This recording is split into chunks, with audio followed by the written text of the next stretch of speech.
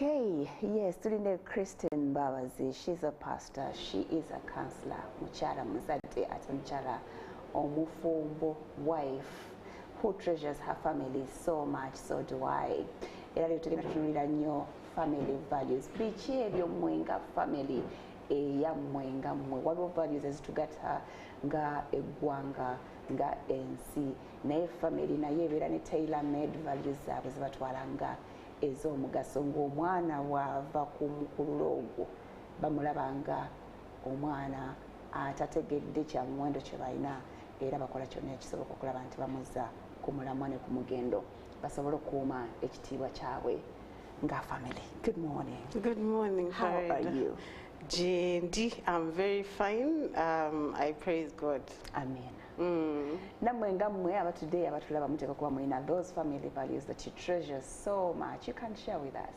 Family yammwe, I mean value yammwe yinza okuba nga y'amaanyi nga ffe tetwagisaako value. Can I even copy a value? Can I copy a value? Yes, tambula naffe ng'oyita ku namba yaffe 700-65-65-00 tukubaganyiza okwo ebirowoozo 700-65-65-00. Bazikopa values. Tuyinza okugyewolako eri nti famire yagondi ya mwami Kasaato balina ekintu kino kye bakola naye kirungi nnyo. They love that togetherness. Bakuŋŋaanayo bafunayo olunaku olumu akiri every after 6 months emirundi ebiri mu mwaka ne batuula ne babaako ebintu bye bakola bakolera wamu buli kimu ekyabwe waba walemereddwa bamukwatizaako. Is that also a value oba nze ndi mu byange? Mwasuze mutya mwenna abatulaba amanya gange. I know, right? Bankutamba bazi Christine Ndundu. Ndi married to Mr. Yebale Hilary. Tujja mubba. And tewali buzibu. Abasajja tebababba. Gwegira omwongera. And nga Farida bwagambye, I'm a mother, I'm a pastor, I love the word of God, and also I'm a counselor. Yes, ebintu bya values okukopa abantu abalala oba okubayigirako kiba kintu kirungi nnyo kubanga okuyiga tekukoma. Buli lunaku tuba tuyiga, olumu oyinza okulaba nga waliwo kye batakoze mu famire yammwe nga tekikoledde famire endala naye ate waliwo byolaba ebimu nti kino si kyaffe kino tekitukolera nokopa ebyo byolaba nti nno bigenda bazimba ate kubafuula kyonna. Yes, birimu n'ensa. Value kyeki? Value bye bintu oba ngambe nti ezo habits oba characters eziri instilled mu bulamu bwaffe nga tuzivaluinga and they make our lives easy. Kitwalinga ekyomuwendo. Ekintu ky'omuwendo ekyo kye tuyina okubeera. Abantu abamu tebakivaluinga naye nga biri valuable mu Luganda sima ekintu ky'omuwendo nga bw'ogambye. Yes, naye nga biri very important. Ne baba tebakikulizaamu kyekintu ky'osobola okuyiga. Yes. Nga katugeze sikuze nnyo na famire yaffe naye ng'ekintu ekyo bakitwala ng'ekyomuwendo kubanga ebiseera ebisinga ekintu kyetukula tukola tuba tukuze tukiraba era nga tumanyi lwaki tukikola tukisaako omuwendo gwakyo naye nkulidde yiiri eri ajumanyi famire yange ebeera eno mu Buganda sibasisinkanye nnyo naye nga nabawulirako nti nva mu famire ya gondi ne gondi ebyo ebintu bikufollowinga mu musaayi. No. Following Musai, you have to understand ekintu ekiri very important, Farida.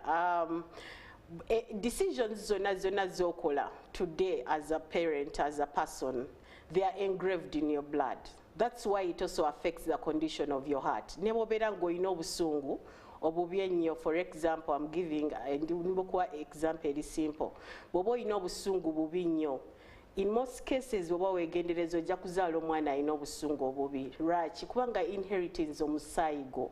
Now bw'oba oyina ekintu kya disrespect oba oyina okwaka oba oli calm ne bw'oba olaba nga waliwo abantu bali olabyeko nga bali calm bali gentle bali kind. In most cases era azaala n'omwana nga ali kind ali humble ali gentle just because of the way they have tamed themselves or the way they were raised or the way they are being taught. Omwana oba tebakimuzaaliramu nti akuze akiyina kiri mu musaayi gwe, but because omukyalo ono amukuziza oba omwami ono amukuziza byakola. Kati naye yeebuuza, mama wange waba mukkakkamu bw'ati kati nze ate kyeki waliwo okubeera nti no it came out of a bloodline, waliwo okubeera nti it was also learned, wakiyigira mu environment gy'obaddemu. Kati for instance okula mu family nga eri disrespectful, mama disrespectinga taata, taata disrespectinga mama, n'abaana ne babeera nga bali disrespectful. Kati n'ogenda ate awalala n'osanga nga ate mama respectinga taata, taata respectinga, n'ogamba ewaffe nga ekyo tekiriiyo. Kinyamba mu ngeri ki? Ontegeera kubanga olumu tulina excuses. For instance bwe tutundiranga ekintu nga kya respect, n'ogamba I don't respect my father because he's a drunkard, I don't respect my mother because maybe ayina kyakola ekitamuwa kitiibwa ng'omuntu.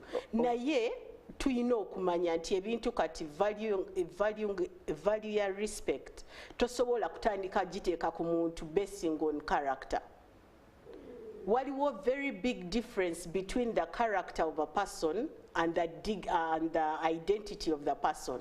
Omuntu okubeera nti no ali mu kifo kya maama kya taata kya leader yenna mu society oba kya elder oba ekya sibling, oyina okumanya nti there is a level of respect that comes by just that. Ekusuubirwamu. Ekusuubiramu okuba nti weeyisa mu kitiibwa ekiti because of ekitiibwa ekyo kye bakuwadde title joyina. Naye tekitegesi must mu abantu bonna bagenda kyeyisa. Yes, tebagenda kyeyisa, but kiba kirungi n'okyeteekamu nti oyina okurespectinga yourself no respectinga n'abantu abalala.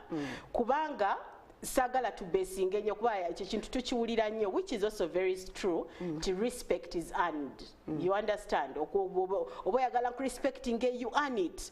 But the thing is this, bwe tudda mu ky'obuntu oba ekya humanity, anybody that is a human being must be respected. Everybody that is a creation of God must be respected, irrespective of their age, irrespective of their background, irrespective of their status and the alike. Tuyina okuyiga okuteeka value ne tuteekinga abantu mu high regard for who they are as an identity. Ekya character kyo kijja kujja n'esi mulimu gwo kubakyusa. Kubanga you don't have the power to do that. Oyinza okusanga ng'omuntu at 40, 50 bali mu actinga in a certain way because of the circumstances ze bayiteemu.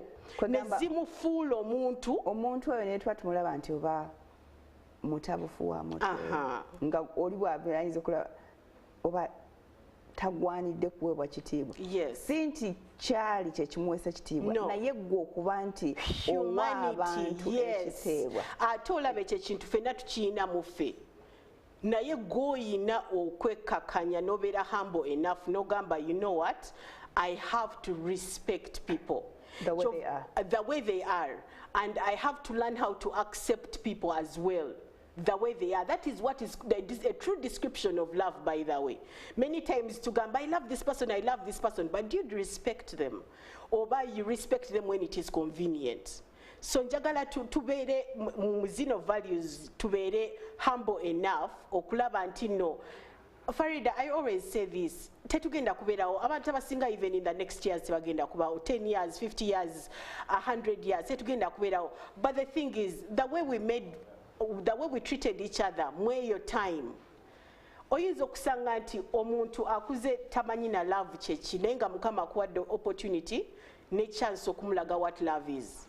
Okumulaga what respect is, what honor is. Ate bwe tutunulira ekintu kya respect n'okitunulira bulungi fenna tumanyi what respect is. We can smell it, we can feel it, we can see it. Tugana buganyi jiwa kitiibwa kyayo. Exactly. Era kyova olaba bw'osanga omuntu akuwa ekitiibwa kyo ng'omuntu mu wonna w'oli, omuntu oyo olina engeri gyo opening up easily towards them.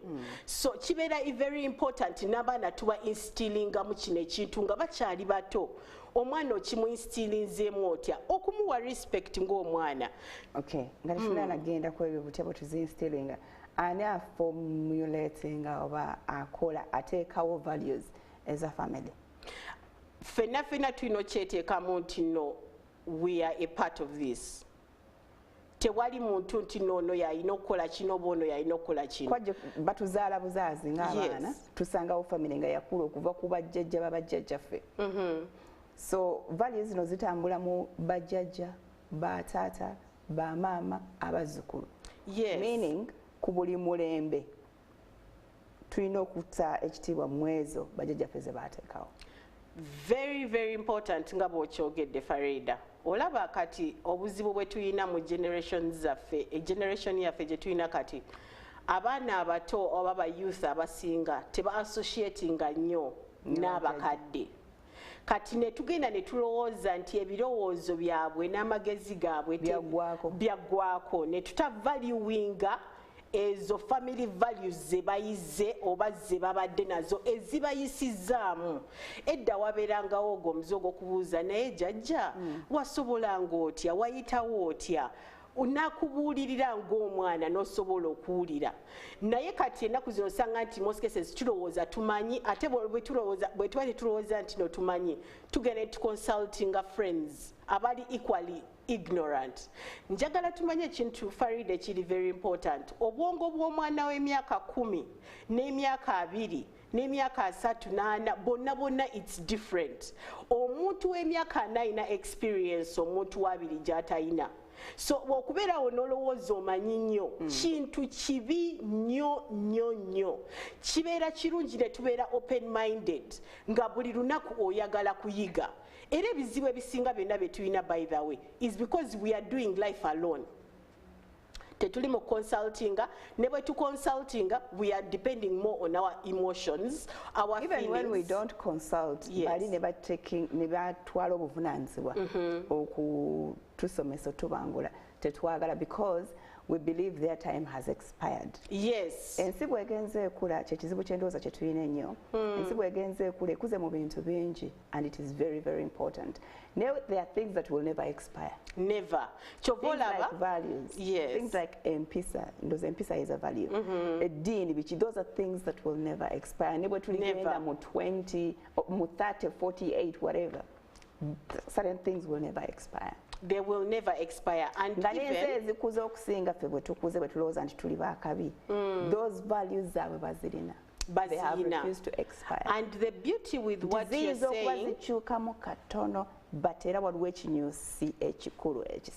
very good. The beauty with what you have just said, in addition to it, is ebintu bino bi values bwe tubi instilling oba bwe tubiyiga nga bukyali, we save ourselves a lot of trouble. A lot of trouble. Majority of us are facing problems in our marriages because we are very disrespectful. Majority of us are facing problems with our children because we are very disrespectful. Majority of us are facing problems at work because we are very disrespectful. And then we think that everybody around us does not like us. We think that everybody else is the problem, and yet we have failed to look on the inside. Ne tweteka mu katochi ne nebuuza naye nze empisa zange lwaki zintuusizza wendi siyina kye nsobola kukola okulaba nti no nzikyusa. Kubanga the beauty nti Katonda yatuwa that ability nti tusobola okukyuka. Ne bwe bawakulira mu mbeera ng'ogibaddemu for 10, 15, 20 years. Kasitoyimuka ku makya no recognizing, no acknowledging. You know what? Guno muze gwe nina si mulungi. Ne bwefumiitikirizaamu n'ogamba nina okulekeraawo okweyisa bwenti ne bwenti. Naye n'okisabira and you're humble enough to go through the baby steps, the baby walk of learning to do better than that. So ekintu ky'okubeera open minded n'omanya nti we are ever evolving, tu evolvinga, tukyuka, tuchanginga. Engeri gye wali 5 years back, Farida, I believe you have improved, you have grown.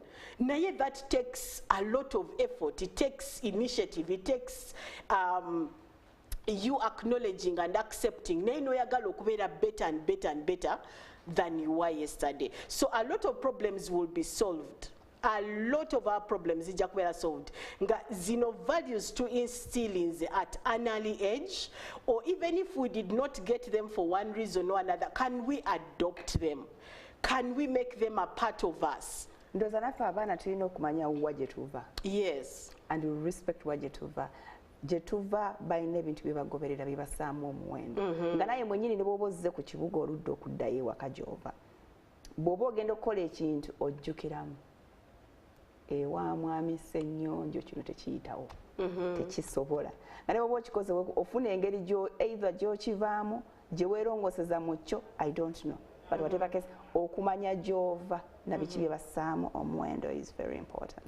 Very important. Naye nga bw'okyogedde nti ne bw'oba oyagadde nti okiveemu, can you get out of it respectfully? Not of where oyina okusooka n'ovuma taatawo oba n'ovuma maamawo oba n'ovuma culture leader oba no creating a disunity.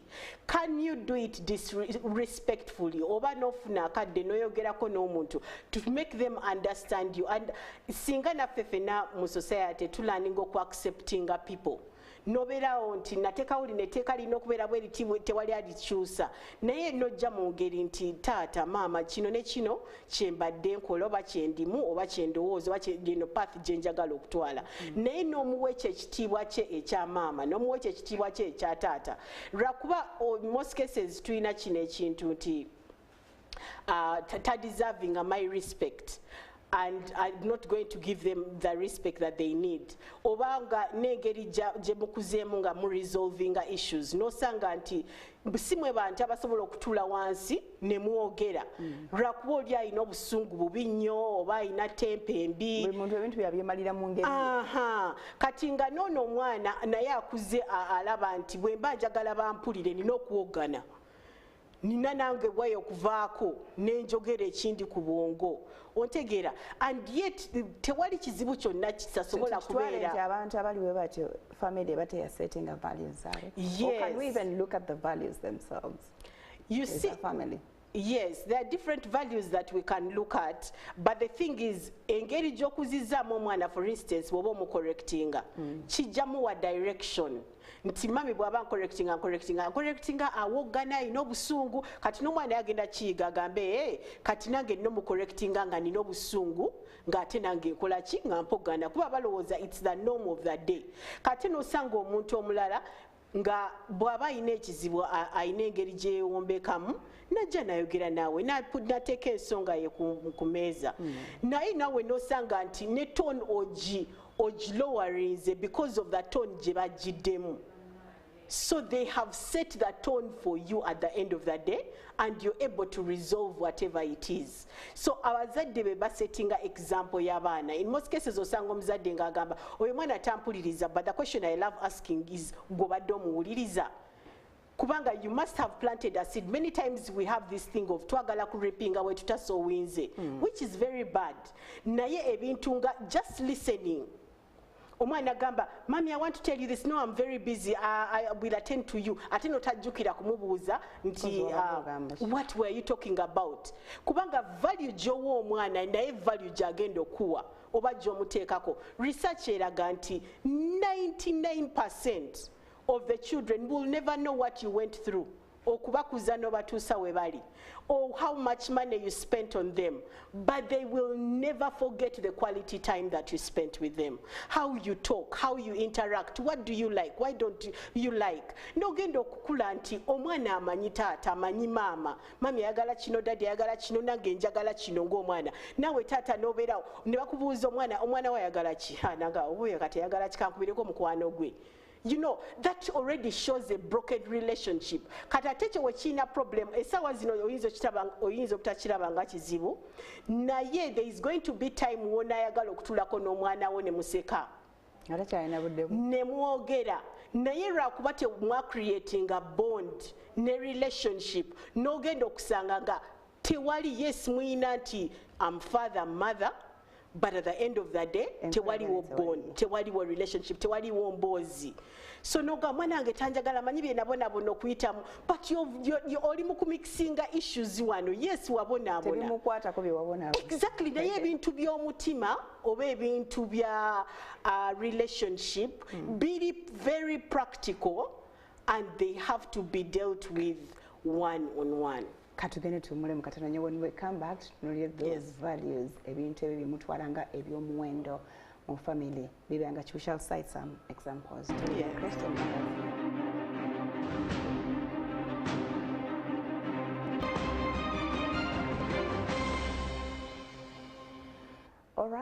Thank you so much for keeping it MWASUZE MUTYA. Tukyagenda maaso Christine Mbabazi gwe tulina olwaleero. Yes, biki ebyo bimutwala nga ebyomuwendo mu family yammwe nga byo you cannot afford to compromise on them. Ita ku namba yaffe ya WhatsApp 770 otubulire biki ebyomuwendo wammwe ani afuba okulaba mwina yeeyongeri yakatikkiro mu family yammwe, the person in charge of ensuring that your values zikola ki zigobererwa era neziteekebwamu ekitiibwa. Waliwo enabadde kugamba ani avunaanyizibwa ku kulaba nti ebintu bino byaffe bitutwala ng'ebyomuwendo bitambula mu kululo gwaffe, kuba kati nze nina gye nkulira nga tulina bye tuvaliwenga nengenda bwe nkula nensisinkana munnange nga naye alina gye yakulira ne tukwatagana ate naffe ne tuzaala omugigi omupya nga oleesa ebyewammwe ndeesa ebyewaffe kati naffe ne tukuza abaana baffe nga nabo tubawadde ebyabwe katutwala byani ffeffe mbi ffe twetuulako ngama omwami n'omukyala beesisinkanye ne tugamba bino bye tugenda okutwala nga ebyomuwendo abaana baffe betwagala bagoberere. I think at the end of the day n'abazadde balina oku agreeing engeri gye bagenda okuzaamu abaana baabwe kubanga olumu tubeera excited mu relationships ne tutadiscussinga bintu ng'ebyo naye waliwo ebintu byolaba oba omwami bye yalaba nga mu famire gye yavaamu byasucceedinga oba omukyala naye n'alaba mu famire gye yavaamu nti kino kyatuyamba okusucceedinga oba waliwo ne failures ezajjamu ne balearninga from some of those mistakes naga omanyi waliwo ensobi taata ze yakola ze saagala kuddamu waliwo maama ensobi ze yakola nange ze sandiyagadde kuddamu because the thing is this, if we don't learn from our past mistakes or other people's mistakes we are always bound to repeat history. So bw'oba oyina embeera gye walaba n'otabaako ky'oyiga oba n'otabaako ky'otutenga value, I can assure you that you are going to simply repeat history. So kyova olaba kiri important nti ng'omuzadde okuzizza omwana wo in a certain way ne bw'aba afumbiddwa don't give up on them. Sigamba nti no obeeremu directly nti or having a direct influence naye reminding them of some of the things that you have stood on as values in the family. Omujjukize gye muvudde, omujjukize ebibayambye, omujjukize ffe baani kubanga abantu bedda bakuuma nnyo ebintu byabwe ebyo by'omuwendo to the extent ne baabanga bafumbiza omwana banoonya omuntu alina akantu ako ke bafaanaganya. Exactly. Family eyo omwana waffe mwagenda biki bye batwala ng'ebyomuwendo nga kikulu nnyo nnyo gye bali. Era nabo ne bafuukula nti bakuza abaana baabwe nga balina ebintu bye batwala ng'ebyomuwendo basobole osisinkana munnaabwe naye alina ebyomuwendo bazaala abaana abalina ebintu ebyomuwendo kubanga at the end of the day olaba bw'era ne muba mufunye ekizibu ng'abaana kiba kirungi ne mudda ew'abazadde ne mwebuuzaako si ate abazadde okuba separating oba okuba disuniting kubanga tuyina this assumption nti omuzadde waali kati ayina bye yayitamu ate byayize byatosobola okupassinga on to the next generation. Omanyi, like I always share with you, there are two things you can live with your child.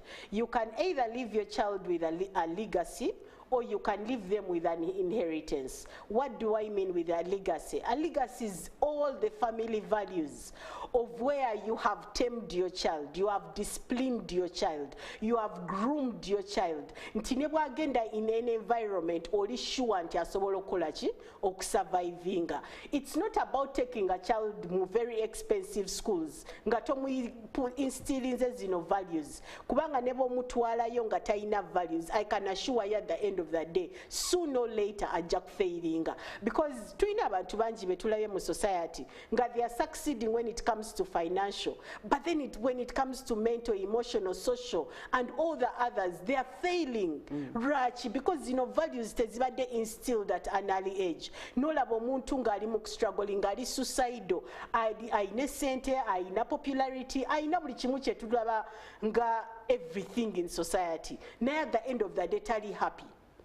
tali fulfilled, tali content, just because of some of these values that they are lacking. No sango olimbura kuba ina sente na becoming a disrespectful. Obanga taina na love. Tamaina what even love is. Na ya manyinti money can buy you anything. So in the process na koze sabala na manipulating oba na usinga, na hurtinga, na forgetting anti yes alimu chikola bantu balana na ekijja kumudira. Ngaye. So the tufuna priorities are in a wrong way when is to misplacing and then we are hurting ourselves and we are hurting other people. So we have to go back to the basics. What are those values? Nti yes, tuli succeeding in the things of finances, but can we also succeed socially? Can we succeed mentally, emotionally? Learning how to manage our emotions, you know, knowing that losing my temper is not a good thing. Okuvuma abantu is not a good thing. No, there's certain things that are very even you now enable ochikola owuliranga wesemu nera kuba ensonyi olumu naye olumu twebikako ne tugaa nja kikola nga balala tebakikola nobeera nga we consolinga oba ocoveringa up until it becomes a habit and a part of you. Waliwo values zetwanakoddeko wano zetulowooza that families can choose to follow. There is religion. Yes. I think we can handle one by one. Religion, Yes. edin. Omwana edin ajijja waka. Yes. Kyemumuzaaliddemu ne mutakoma kimuzaaliramu ne mukimusomesa. Yes. N'amanya eddiini ye kyagamba because there is a lot happening mu ddiini omwo ebitukomako. Yes, it's very important omwana nakula mu ddiini nga bw'okyogedde, but I also do not want us to limit that person bw'aba akuze kubanga omuntu bw'aba akuze to the level of maturity ayina okutuuka point wakola choice ye.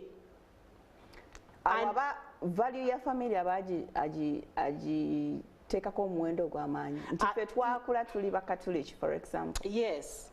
Era obukatuliki maama Maria gwe tumanyi ng'omuntu okunzija ku bukatuliki obwo oba aba akoze atya ampadde kyekyo ekyamaanyi ekisinga obukatuliki bwange. Olaba Farida okunkuliza mu ddiini yonna gy'onkulizaamu is a beautiful thing and a wonderful thing. Naye nina okula netuuka point when decidinga. Omanyi lwaki ne mu kooti ezimu omuntu akyusa eddiini takkirizibwa kuwa bujulizi because bakulama ng'omuntu ali awo mu bubuyabuya I think is a strong word. Yes. Ne omuntu atali mwesigwa atali mwesimbu if you can change your own religion. What But can't you change? Farida, why can't you lie? When God was creating the world, what religion was there? Was there any religion? Netuzifuna anti bwezamala okujja tezaaliwo probably. Then bwezamala okujja buli omu ne bamudirectinga mu ye n'okulanga omanyi nti ono ye katonda wange. Okimanyi nti no nene essaawa kati Farida waliwo religions eddiini nzikiriza ya nti zijja kati simanyi abazengerako bwe bazengerako naye okuba nti okyusakyusa eddiini kabonero akalaga mbu naawe tonywerera ku nsonga. Farida bw'oba okuze n'oba okuze ng'oli mwana waka waliwo expectations baku expecting okula n'obeera responsible for your own life. Even the government of Uganda, when you are 18 you are considered as a mature person. Exactly. Kyova olaba batugamba kubanga n'omuntu azijja n'avumaavuma abantu tugambe we can respect them. Ng'omulaba kyakola tekikola makulu but we respect them. Naawe omuntu ajja okukyusakyusa eddiini we shall respect you because it is your decision. Naye waliwo limitations ezikuteekebwako okwewala n'abalogenda nga babuukabuuka from here to there to there obeera tomanyi kunywerera ku nsonga yammwe nga if your religion, I mean if your family values Islam as their religion gwe nojja n'ogamba nze ndokose there is a way they are going to look at you omwana oyo tamanyi mugaso gwa family ye bw'aba nga asobola okuva ku mugendo guno gwe tumugulizaako okuva nga mwana muto 1 day old atuuse ku 20 kiki kyalabye ennyo ekimugaana okunywerera ku kino ekintu kyakoze. Kati Farida waliwo ekirala kye njagala okugamba ekiri very important. Ffe abazadde oba abantu tuzaala mibiri tetuzaala myoyo. Omwoyo gw'odicidinga we gugenda okulaga at the end of the day when you and life is done. So just because you brought me in the world as a parent, you don't decide on my destiny, where my soul is going to go. ontegeera.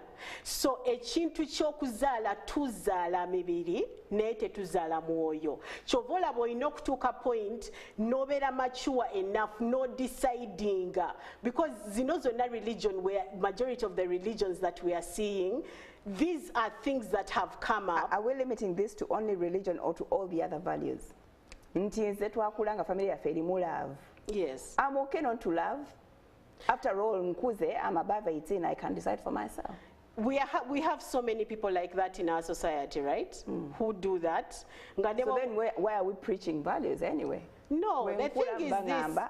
Ngenda jange direction yange.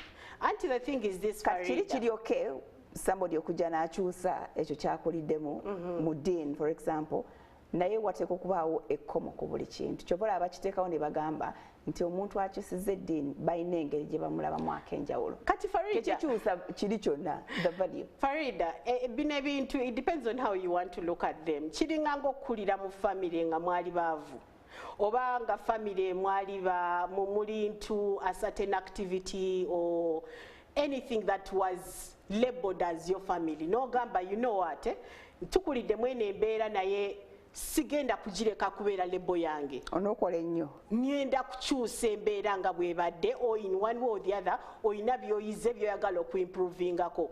Ne bwe bagaba amasimu essaawa zino, amasimu ge bakwatanga mu 40s ne ge tulina essaawa zino, they are not the same phones. Ne bwe tujja ku kintu kya religion, ebintu bye baali bamanyi mu 40 years down the road, n'ebintu bye tuyize mu kigambo kya Mukama ne exposure gye tufunye are so different. Kyova olaba nti omulokole wa 40s n'omulokole wa leero bwe besanga bayinza n'okwekuba.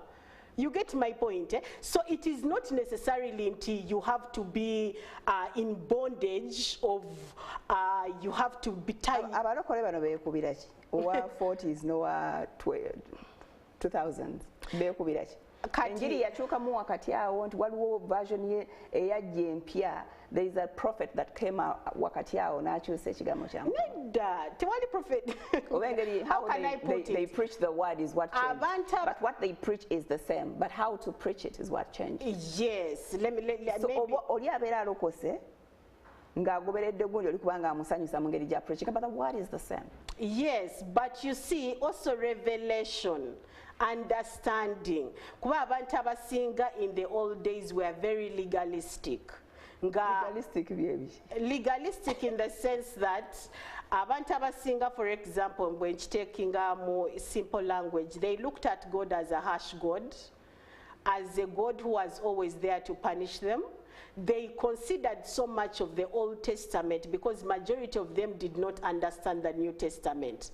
Then majority of people do not also understand the life before Jesus came into the picture and afterwards what happened. So there is a lot of dynamics in there that when you meet someone who was in the 40s and someone who was into the kwango muntu wa 40s ali legalistic no mutali full of grace today, ajja kulabanga there is a lot of confusion and a lot of collusion, and yet bw'oba osomye ekigambo understanding ogenda okulaba nti abantu bedda nabo balina truth in them naye n'abaleero balina truth in them. If it can be brought together, they can harmonize each other. Kyetoofu.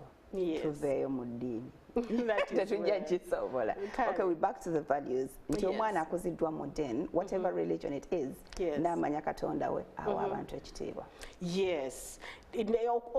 Okuwa ekitiibwa nga bwe twayogedde nga tutandika is irrespective of religion, of culture, of age, but of religion status. Kituyambako nnyo okumanya omugaso gw'omuntu. Yes, kituyamba nnyo because religion helps us connect with God, get to know our identity with God, get to know who we are. Kubanga without God we are nothing. Kati bw'omanya Mukama nga bw'akwagala ne Mukama ng'engeri gy'akwagaddemu n'ebyakuyisizaamu n'engeri gy'akubeereddewo n'olaba nti awatali Katonda siina kyendi. Era kikujjukiza ne kikuteekamu eyo place of being humble enough nti ne bw'olaba omuntu omulala atali kyali naye omurespectinga kubanga nawe omanya nti nange nali siina kyendi naye ate Mukama nanjagala nankolera byonna byankoledde. Yes. Okay, there is that value of love. Naye bali tusomesa busomesa. Love is not born. Love can be born and love can be taught.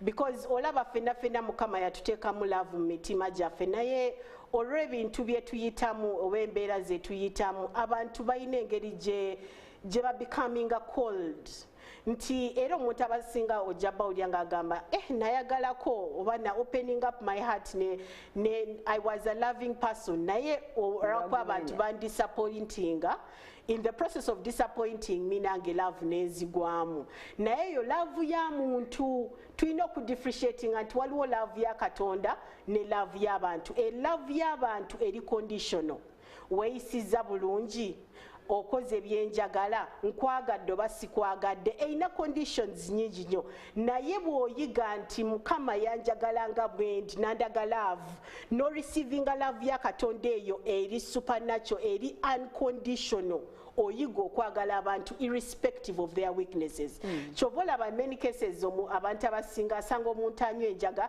n'amwenyinyala oba n'asanga omuntu nga oba n'amuwulirako nti oba oyo alina omuze gwakola ogutali mulungi n'abeera nga tayagala naku-associatinga naye oyo aba ta experiencinga nga kiki kye bayita love era abantu abasinga I can assure you Farida tebeeyagalanga nakweyagala loving self accepting self kubanga osobola okwe-acceptinga n'okwe-lovinga only when you have come to the realization amaaso go ne geggula n'olaba mukama engeri gy'akwagaddemu n'okkiriza nti mukama akwagale n'oteteekamu eno embeera nti nze mbadde muntu mubi nnyo Katonda tasobola kunjagala oba gyenva oba ffe gye bye batukola oba biki byonna naye n'omanya nti Katonda anjagala n'okikiriza n'otandika okweyagala. Because it starts with God. Botandika okweyagala, no accepting. It is very easy to love now and accept other people. So the thing is, it begins with God, it comes to you, then it starts flowing to others. Okay. So genuine love. Chovola bane mu family zaffe. Ojja kusanga nti mama ayina bayagala ne batayagala. Tata ayina bayagala ne batayagala. Oba ono akoze ekirungi, tata amwagala oboli akoze ekibi tata. Nolabanga waliwo conditions ze tuteekako. Eziri massive. Nene twerabira nti when we learn how to love, love eri genuine eyamba n'okukyusa omuntu omubi ennyo. Bana abaana abato betuzadde. Tubayigiriza tutya okwagala kuno? Okwagala kw'abaana bato, most of the children will hear action. Okugamba omwana nti I love you, I love you, I love you, abaana basinga tebategeera na I love you kyekitegeeza. Naye how have you expressed this kind of love towards them?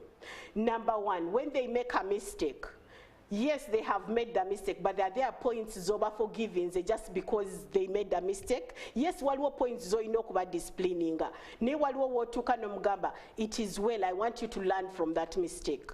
No more expressing that grace, that mercy. Oli stressed, oli maybe you have not, you're not happy about some of the things that they are not doing right. What tone do you use? What language do you use? Are you the kind who is going to scream and shout and say statements that may not be easily erased? For instance, telling a child, boo, you're stupid, you'll never amount to anything, you're always stressing me. Those are simple statements that can easily slip out of your mouth, but those are statements that can destroy your child's life. Kuba mwana agenda kukwata ekigambo kimu kyokka kyoyogedde bw'oti, you're always stressing me, I am tired of you, akikwate the enemy amulage nti you are useless, your mother doesn't love you, your mother does not care about you. So the language that children will understand is both physical and it is also verbal. It's very important to always remind them simple things like hugs. You know, hugging them, congratulating them, showing them they are very important, they are valuable, listening to them when they are, you know, expressing themselves. Let's say spending time with them. You know, that valuable time of where you sit with them and, you know, you get into their shoes. You're talking to a 5-year-old. The other day, I saw a video of yours that made me happy.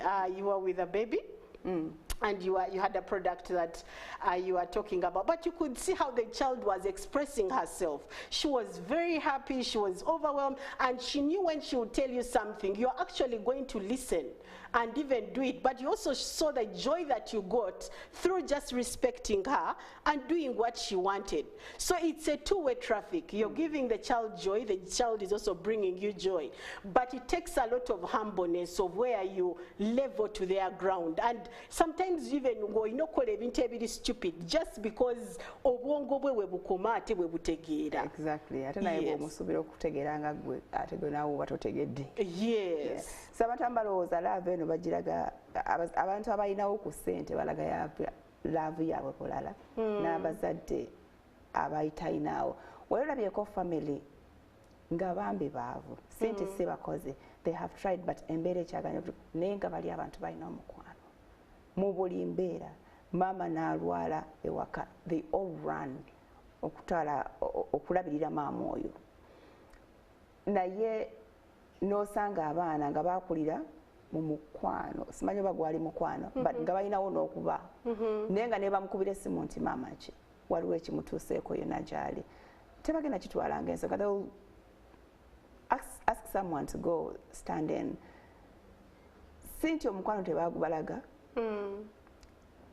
bayinza okuba niwe tebagubalaga oba tebagubalaga mu ngeri bo gye bagu appreciating. Do they have to appreciate how I show? I mean, do they define, is there a defined way gye tulina okulagamu omuntu laavu? Lwaki oli omuntu gwe tulaba nga atalina basobola okunyweza mu nnaku yaabwe, bali abaana nga 6 ne bazadde baabwe 2, mu nnaku yaabwe ne baba nga balina that too much love. Wabaawo ekiseera ekyakazigizige, waliwo okuŋŋaana n'okuba kya ssanyu, obalaba nga bonna balina essanyu, tebasobola kwebaka nga tebeekubiddeeko. Omukubira n'omubuuza how is Maria? Naka Maria nayogeddeko naye ku saa 8 ng'ali fine, naye n'osanga baana nga bamala emyezi 8 nga nobody has called the other. Eyo naye balaavu baba bakuzibwa nga tebakitwalanga ekyomugaso. Yes. Waliwo famire gy'omanyi nga omukolo wabaawo omukolo mu kika. Yes. You will find them together, the 4 of them. Era oliwo abataliiwo, buli muntu abaye leero nakamate nga teyaze, because they have that love among them. Ne baba banyiize era bo they will be there at the right time. Yes. Now that I can bring it in the category of unity. Or create okuza abaana nga bali united oba nga bali omu.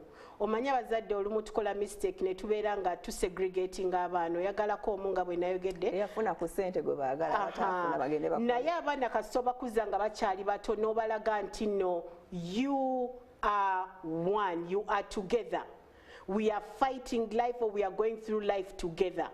Not batabeerawo nga bakompitinga kubanga olaba kubanga tuzaalibwa mu kibi kirinakyo abaana okutandika okulwanagana nga bakyali bato, n'olaba ng'ono yeetwala nga ali more important than the other, ate ono ng'alina esteem ng'eri very low. Nja kuwa example kyali kibaddeko mu baana bange ne ngenda okurealizinga nga waliwo abakoze ka group abeeyagala ennyo, waliwo abalaba nga bali wiiki, ontegeera ng'olaba division ejjawo kubanga oba observinga. Kati nekisabira neŋŋamba devil you have no place in my home, togenda ku disuniting abaana bange. Kati etwakola during time for meditation ne prayer, I'm just giving you an example, someone can borrow that. Ndekye nakola netandika okubabuuza buli omu after before prayer time, netandika, okay, tell me sweetheart, what do you like about your sister? Natandika, I like this, oli nomulaba nga jiglinga, nga ali happy. Nemugamba, now tell me what you like about her. Buli omu na complimentinga munabwe. Natandika okuvaluinga ebirungi ebimulimu, kubanga in most cases bwe tutalaga abaana bano how special and unique they are, bayiga okukuliriza mistakes ne weaknesses z'abalala ne beerabira okulaba ebirungi ebiriwo.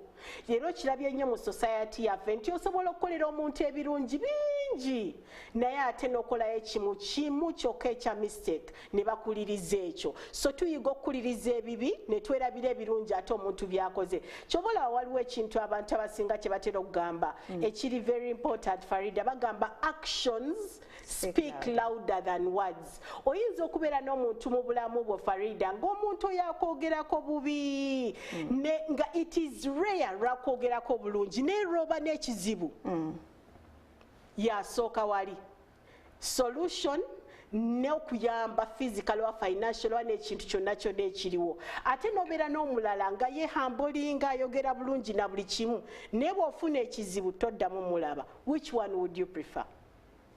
Both. So that's the dilemma of life. Omuntu omwana mu family bambi nga teyaloka in terms of finances naye nga yabeerawo buli kaseera. Exactly. Ku mulwadde yabaawo mu mbeera embi yabaawo mu mbeera ennungi yabaawo nga naye gwe mugase gwe Katonda naye bwe yamuteera ki obulungi bwe bwe muli ate nga mwenna mumwetaaga. Ezo zonna elements oba characters tuzeetaaga. Kyova olaba going back to the question that you had asked, ekintu ky'okubeera nga bali omu, how have you created it? N'obalaga nga bakyali bato n'obaassuringa nti I love each one of you, I care about each one of you, me and my father are for you, none of you is our favorite, okay? That this one is more important, that all of you are loved equally. Never kulanga bachimanyi onewatabawo ba dominating and ba controlling and ba manipulating other facts. It's a fact into always to be a favorite. Yes. Yeah, to be ranking, but it is not in your place to go and show it to them. Exactly. But at one point should you show it. No labo olumu ogenda nokola mistake no chiraga ate ababobo talabyewo in that moment. Never in 10 years down the road nebichuka no newe jusa ate lwaki nakola kino ngate wa planting that seed no we separating n'abaana in one or the other. So creating abaana nga obayigiriza najja nakulopera for instance or for example nakulopera this one has done this and this and this and this and you're like okay fine, did you talk to her? No, I want you to go and talk to her and find out her heart about what she did, because there is a very big possibility of misunderstood her. So first talk to her, then me I will come in when you people have talked. But I don't want you to shout, I don't want you to back at her, I don't want you to be annoyed with her, I want you to talk properly. Naye siku creating this thing as and opera, no barakuba and opera then taking a side. Ate sitegedde na exactly kye kyagenze maaso olumu n'ensonga si bwebadde ate omwana oli n'omukambuwalira nga ate si bwebadde. So ku creating that unity is very very important. Nti bali bamu okuva nga bali bato era bajja kubeera bumu nga bakoze. Exactly. N'olaba nti omu taliiwo and they are all missing the other person.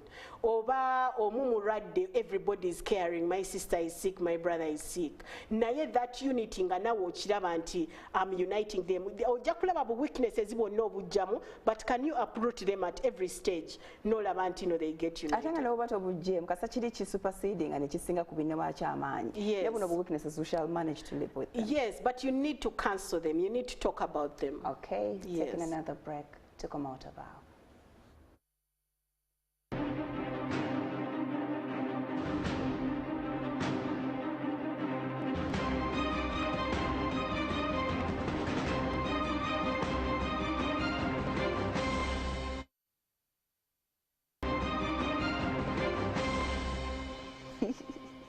Okay, thank you so much. Kuchikize namba feri musambu 00 kagamutano 00 koyinza okuyita okutuwa ebirowoozo byo ku mulamu ogwaleero. We are talking values oba ebintu ebyo by'omuwendo byemutwala ebibagatta ebibakuuma ng'awamu family yammwe. Tutunuulidde kimu ku kimu, tutunuulidde eddiini, tutunuulira omukwano, kindness. Yes. And empathy, okusaasiragana okwo.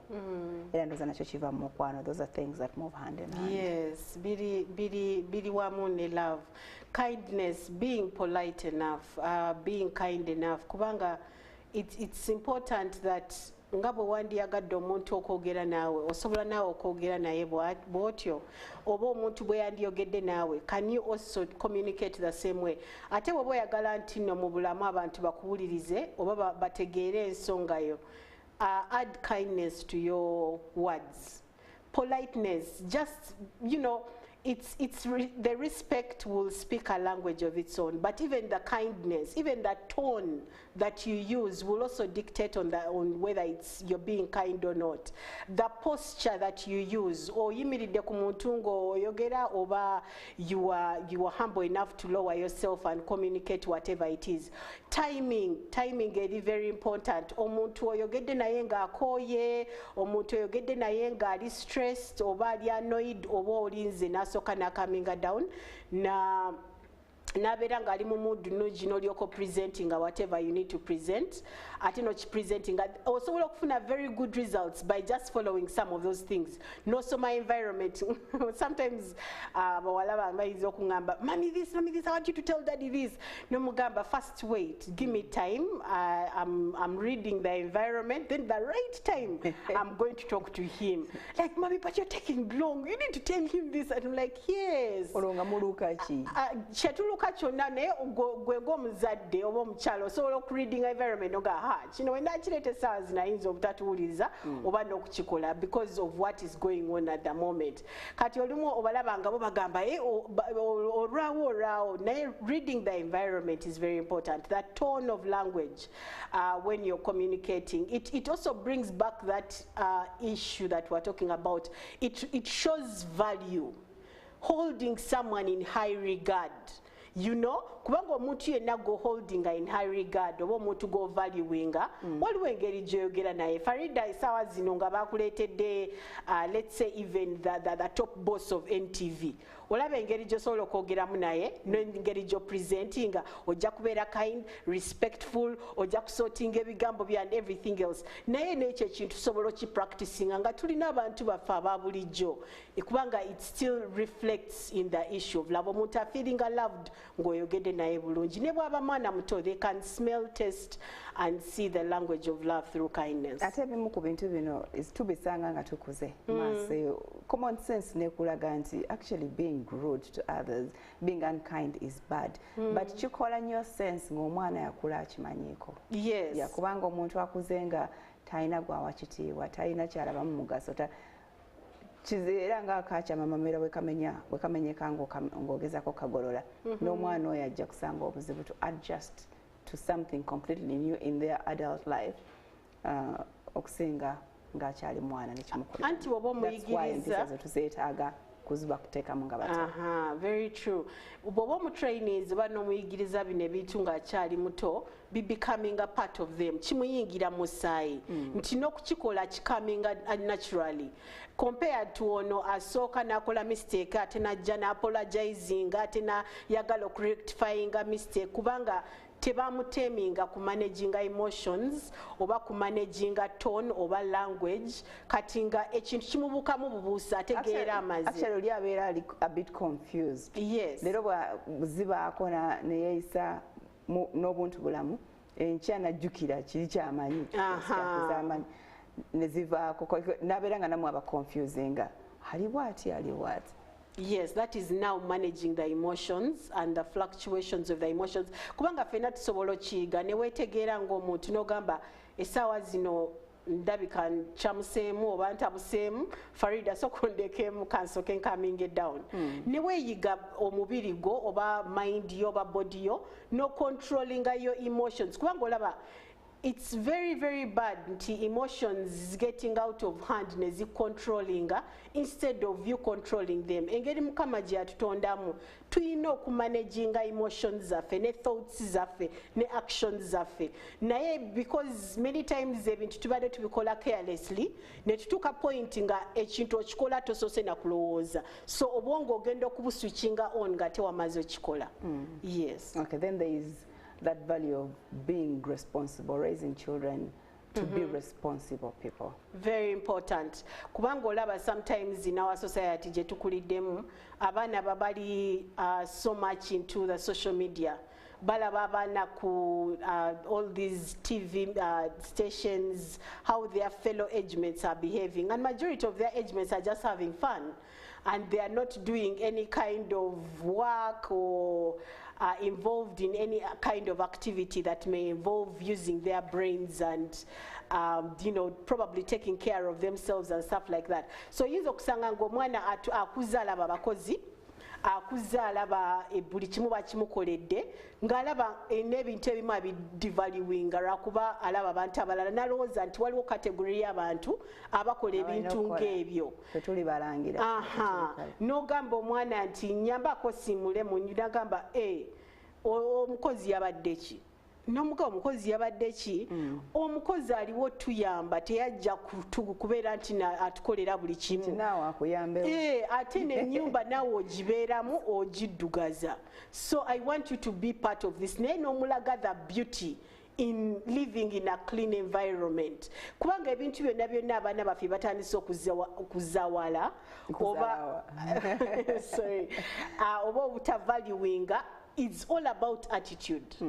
Kati omwana n'omulaga nga okuva buto nti okuwaata emmere tekirina buzibu, eyo emmere gw'ogirya lwakuba ogirya emaze okujja na buli kimu, naye erina process gy'eyitamu, na appreciating ekintu kye bayita okuwaata oba okufumba, nasanga ennyumba ng'etukula, na appreciating ennyumba bagicleaninga, ne bwebeere nga eri clean asobola okugimaintaininga okubeera clean kubanga amanyi process omuntu gy'ayitamu okukola ki, okulaba nti neeri clean. So bino ebintu byonna byonna, it's just a mental thing. Nobeera ng'okimuteekamu. Once in a while naye nakulaba ng'omoopinga naga ne mami naye asobola okumoopinga. That means it's not a bad thing. Nakulaba once in a while wandi nakulaba ng'oyoza okoze si kubi, ontegeera, naye what are you doing? You're showing them by example that it is okay to do some of these things. It is part of us. It is not just made for other people. So being responsible is taught, is emulated, ebintu omuntu byagenda okulaba ng'okola. Omwana akuze nga tamanyi kukola, koze okukola mpisa. Yes. Yeah, mpisa, ate mpisa buvunaanyizibwa, oba obuvunaanyizibwa mpisa, something like that. Omwana waba takolanga muto. Takulabye ng'okola, naye tomulaze kukola bwe bakola, nti byonna byonna ne byogenda okukula, ebigenda okutuukako, baba byogenda okufuna, olina bikolerera. Taligenda kiyiga bukulu. Asobola okukiyiga obukulu. Farida, waliwo ebintu bingi byenjiza obukulu, ate waliwo ebintu bingi byenjize also out of experience, kubanga okuyiga tekuggwaayo. Kasita olaba nti n'ekintu okyetaaga osobola okukyeinstilingamu n'okyandika okiyiga mpola mpola. Bagamba it takes 21 days to learn a new habit. So ekintu ng'ekyo yinza okuba ng'okuze mu family nga si bakozi, naye ate n'ofuna omukwano oba n'ogenda mu environment nga buli omu akola, n'ogamba nange kangezeeko kola, naye ate n'osanga nga nawe mwekiri, it was just dormant and never activated. Omwana akuze nga takola, n'akuze nga akola, bajja kuba different mu maaso eyo. Definitely balina okubeera nga bali different kubanga attitude ebeera eri different, n'engeri gye ba approachinga life ebeera different. Bakuze nga bayigiriza okukola the real act of working, n'omugaso lwaki akola, being a hard worker, in whatever situation they'll find something to do. Kumba oli ajja nakikola, oluusi ajja kikola because weekiri bakimulaze. Obwongo bwojja kuba obusima nnyo, tagenda kwerowooleza ebiseera ebisinga. Be baana bogenda okusanga nga n'omulimu bagenda gumunoonyeza ng'amaze okusoma ku university alina degree, nga bagenda bazadde be bebatambuza ebipapula bye, bebakuba amasimu, twala tugenda ebi. Naye ne bw'anaatuukawo agenda kuba lazy at the job. You're going to push them to do that job. Exactly, because engeri gy'omukuzizaamu era naye gy'agenda okugenderamu. Kati olaba omwana gw'okuzizza nga muntu mukozi ayiga at a very early age obuta worshipping emotions oba feelings ze, n'atabeerawo n'agamba I don't feel like bathing today, I don't feel like cleaning my room today. Ebyo tabirowooza nako kuba amanyi I have to clean my room, I have to bathe. Talina la second thought kwekyo. Kati ono akuza akimanyi, kati ate okiinstirinze ng'ali muto, kati ne wabeerawo embeera emunyigiriza eti amanya nti I have to. So natandika, should I bathe, shouldn't I? Ndowooza weather leero tegenda kunkolera, naye ndabika nkooye nnyo. Waliwo abaana nga bazadde baali bakozi, era ng'abaana babalaba nga bakozi, ye n'akula n'agaana okukola. What is that? Because we learn from what we see. Yes, we learn from what we see, Farida. Naye okundaba n'okumaking, participating are two different things. You have to get the child involved n'abyekwatiramu. Omugambye ogenda okunaba omulabye nti nagenze n'anaba omusupervise nze nga anaabye. Or making sure nti talina ezo excuses z'okubeerawo. I don't want to wash the dishes. I'm very tired. I'm very this. Nabeera nga wa excuses all the time. Obwo omuntu onobeera nga omujjamu at an early age. It may seem like you're being tough and harsh on them early. Naye we have to. Yeah, you have to. By'omanyi nti omwana bigenda muyamba maaso eyo. Kubanga olaba sikyalina mu bulamu bwe. I have to be harsh on them now. Because the beauty about children is their minds adjust very fast. Kasita omukyusa mu mbeera bw'ati naye obwongo bukyuka mangu, naye kasita omuleka bw'atyo naye agenderayo. So bw'omwadjustinga n'omulaga the use and the importance, it will be an amazing experience. Nkirabye nnyo abazadde bangi abalaba ng'okubonyaabonya omwana. Waliwo incidents gye nafuna sometime back. Alo mchali yajja okunkyalya nasanga mwala ng'omu ng'asiimula omwayoza bintu bonna bali bize beetala. Nagenda nanyumyako somewhere nti mbonyaabonya abaana mbakozesa emirimu. Naye nagamba really mu nsi gye tulimu leero Katonda abagambe tobaagala. You understand, n'olowooza nti ndi mu kubonyaabonya mwana akwata ekikopo n'akinyweramu naye balina okimuwoleza, ennyumba agitulamu n'agiddugaza naye balina ogimusiimuulira. Ate sigamba nti no kati ye mentality y'abantu gye twogerako okulowooza nti oli mu kubonyaabonya mwana ate ne weerabira nti oli mu kuteeminga. Emirembe gyakyuse, abaana balina kusoma busomi, then things will work themselves. Kati Farido manyi nti no waliwo essomero eryampita nga abaana bali very dirty in one of the rooms, very very dirty. Nga abaana omanyi kye twa investigating afterwards, nga abaana bajja n'empale more than 30 knickers. Kyakola yambala ennika every day of the week n'atereka mu kabaketi n'azooza after the end of the month. N'akwata essuuka nga the room is smelling, and this is a good school, these are very beautiful girls. Neyo habit yabawani yagitandika okozobooza akawale k'omunda ne kakulema okubrushinga amaaso amannyo rather n'olaba nga nakyo kikuzibuwalidde. You know, newe instillingamu that lazy element or lazy character nogamba what is this. So it is important. Waliwo guy yali complaining ku campus nga girlfriend ne bwe baba balidde ne bateeka kitchen nga yonna eri upside down. Omwala jafuna omuntu ajje making sure nti kitchen bagicleanize ayoze n'engoye zaabwe zonna. Lwaki kuba ye yakula sente weziri ate ne attitude towards just washing dishes nga kirabanga ekintu ekidemeaninga oba ekimudegrading oba ekimuggyako value. But it is all about attitude. Ajabyoza nga afuuse wife ogambye girlfriend. Okay. That's if you imagine so. Yes. So it is all about attitude. Abantu bakola babi bakolera. So kati ye lwaki abikola. So tulina kino ekintu ky'okweteeka mu class nnyo ne twerabira to be real. Ne twerabira to be ourselves. Chovola, we have fallen so much in love with artificial things that we have even fallen in love with being so hypocritical that we don't even know what being real is. Some of us, we don't even remember the last time we told the truth or we are ever genuine and honest. So we are losing our identity, we are losing ourselves, humanity and everything else that is, and at the end of the day we are not happy. And why am I not happy? Life. Father Luzinda nayogera ebigambo bibiri last week byansima and bugenda okwetegereza nga kituufu singa tunayiga okubeera human and simple in everything that we do, we shall solve many problems. I love what you have said about being simple.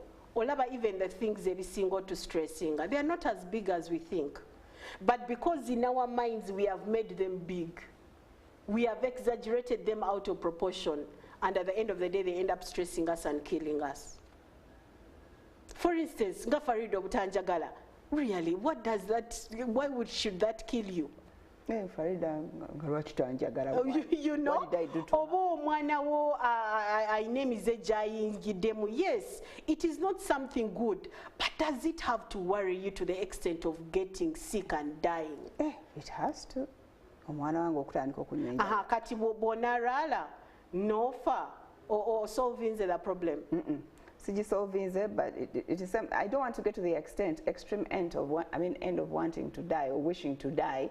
Yes, but worrying, that is the direction it takes us into. I have to worry and do something about it. Doing something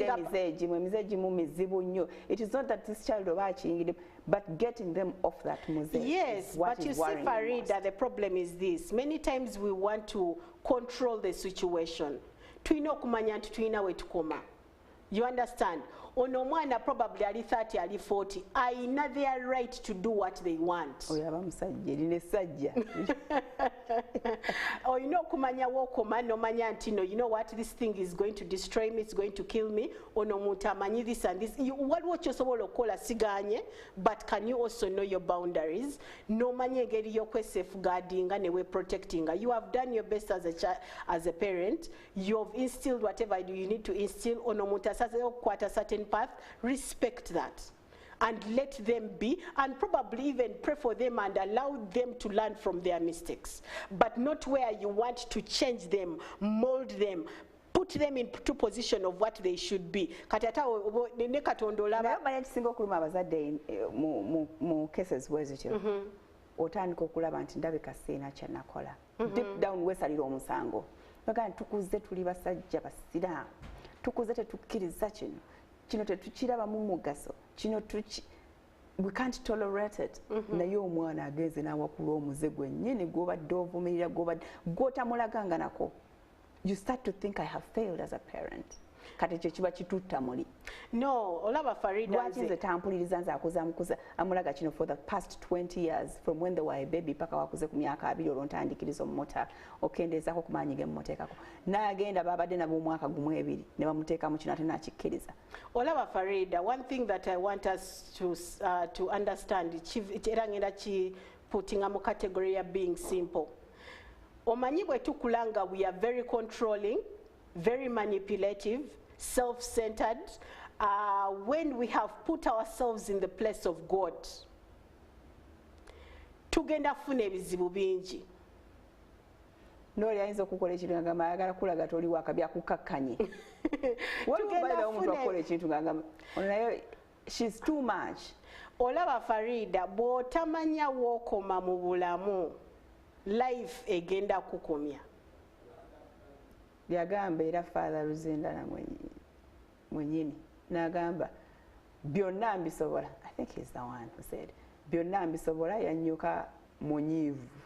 Azinga ku byonna talina kyasobodde. Oyagala kukwata kino byonna obikole. Exactly. Okakana byonna tukuliko kyewamaliriza. Exactly. Because olina okumanya nti no olina w'okoma, olina okumanya nti no olina okurespectinga abantu. Omuntu wa mature nze n'akula to a certain level. Yes, ayinza okuba akuze mu myaka naye nga tannakula mu bwongo nga bw'oyagala akule. Naye olina okurespectinga omuntu naye kyayagala nga kyayagala. Farida ajja kuwa very good example. Look at God. Honestly, God. Naye tatwesibaako kubeera nti atuleka nitukola ensobi zaffe. Exactly. Ontegera yatulaga what is right n'atulaga what is wrong, and at the end of the day he gives you a choice. Choose. Naye ate gwe ng'omuntu lwakuba ozadde omwana, lwakuba olesa omuntu mu nsi, you have to do what I told you to do, what I want you to do.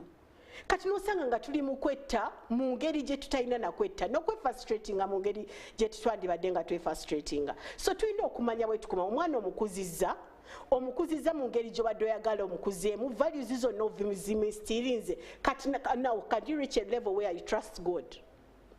Kubanga nawe ku myaka egyo tewandiyagadde muntu atabeerawo ng'akugoberera akuddukako akuliko akugamba kola kino olina okuleka omwana n'akula. Natuuka point natandika okwemakinga decisions. Kubanga olaba nze nina omwana atannaweza 18. Ne one of the things I love is asking for our opinion. Ayinza okugamba kino kine mugamba, okay, that's fine, but what do you think? Bw'amala okungamba what they think, kinyamba okuweeyinga obwongo bwe bukola ne bwe bureasoninga ne kyayagala na lwaki akyagala. Kati ate awo kingivinga opportunity okulaba engeri gye mu advisinga. Ne mugamba this is what will happen bw'okwata eno path But this is also what will happen bw'okwata eri path. Kati at the end of that day, nyinza okubawo nyinza obutabaawo, ayinza okuchoosinga any of the path, but we will face also the consequences. But the beauty with it is, at least namudirectinga. Naye the choice at the end of the day is a personal thing. Is a personal thing. So making things simple is very, very important. Not of where you feel like you are in control, you should be in control, you should be managing, you know, you're the one who is managing your children, you're managing their families, you're managing their children, you're managing. No sanga nti emigugu gyositudde mingi.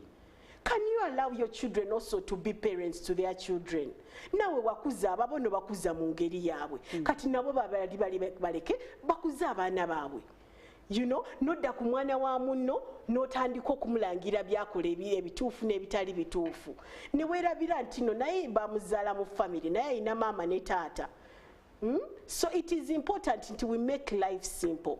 Bw'oba ofunye opportunity to advise, to correct, to mentor, to teach, do it in a loving manner. Nti ne bw'oba omuntu afumbiddwa mu family yo afuuse mwana wo, tafuuse competitor wo, tafuuse enemy wo. Naye afuuse mwana wo, kati gwe mu kifo Mukama kyakuwadde oba mu position Mukama gyakuwadde y'okubeera maama. Question is, are you being a mother or you're being something else? A co-wife. Otegeera, nosanga nti mother-in-law n'omwana, they are all exchanging words. They are all angry with each other. Tebasobola kwera batasobola kwogera nawamu. Kati ne weebuuza ani ali mu nsobi wano? Kubanga kati gwe mu maama Mukama akuwadde ekifo, akuwadde position, akuwadde opportunity ey'okumentoring ono omwana. Essaawa zino oli myaka 5, oli myaka 6. Omwana gw'oliko gw'otulugunya ali myaka 3. Ebintu by'oyize n'engeri gy'olaba ensi ne experience gy'olina, ono alina almost a quarter of it. Naye lwakuba tetuyize ku managing emotions zaffe n'oku managing thoughts na biki byonna, at the end of the day we are tearing each other up. We are stressing ourselves, we are hurting ourselves, which should not be the case for sure. Oh, wow. Tukyaliku values. Yes. N'engeri y'okuziinstiringa mu baana. So we have to create moments. Yes. Where we preach some of these words. Ate si nga bwe tunabeera ku ssomero tumanya mu 7 we are going to do science. Tugende mu break. Then tukomewo ku 9 lesson egenda kuba ya SST. Family si bwe bityo okutambuza bino ebintu si bwe kitambula. It's a daily thing. It's a daily journey. Ate n'ekirala n'okumanya nti no waliwo teachable moments.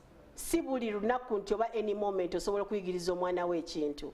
Waliwo omwana wo lw'omulaba nti no kati nange ndi mu at peace, omwana wange naye ali at peace, we are in a good atmosphere right now tusobola okwogera, ne bwe namugamba ekintu ajja kumpuliriza. Because you know there is a huge difference between hearing and listening.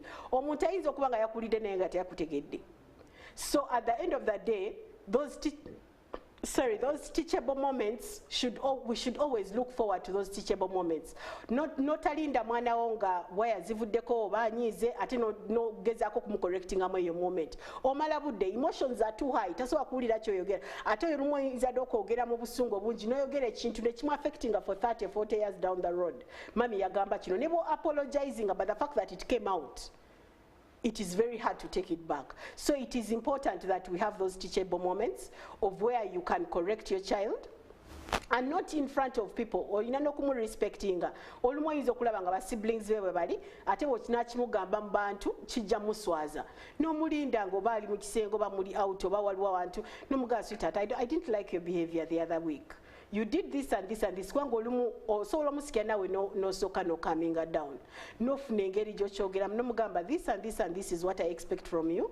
This is what I have taught you and I don't want this behavior to continue. N'olaba nti it remained between you. Waliwo engeri gye kyaningamu trust n'amanya nti I made a mistake, mami yancorrectinze ate n'atagenda n'ankola ki n'atanswaza. Mu bantu. Biseera ebisinga tuswaza abaana mu mbeera eyo naye ateekawo abeera n'obusungu obwo anoonya naye wakulagira nti nange ndi muntu. Of course. I can think for myself. I can actually even go against what you tell me. Naye ng'akikolera mu busungu. That is true. Ekijja muyamba naye they would rather ayonoona Yeah. Tuumulamu ogusembayo tobaawo.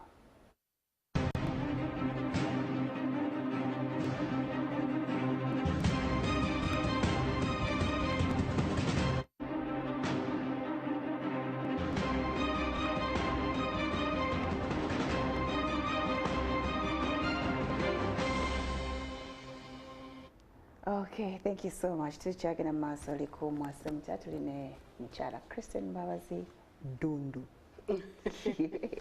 Ono agambye, I know of a family, if you do not complete your education, that is a degree or more, you don't take to them a man to marry.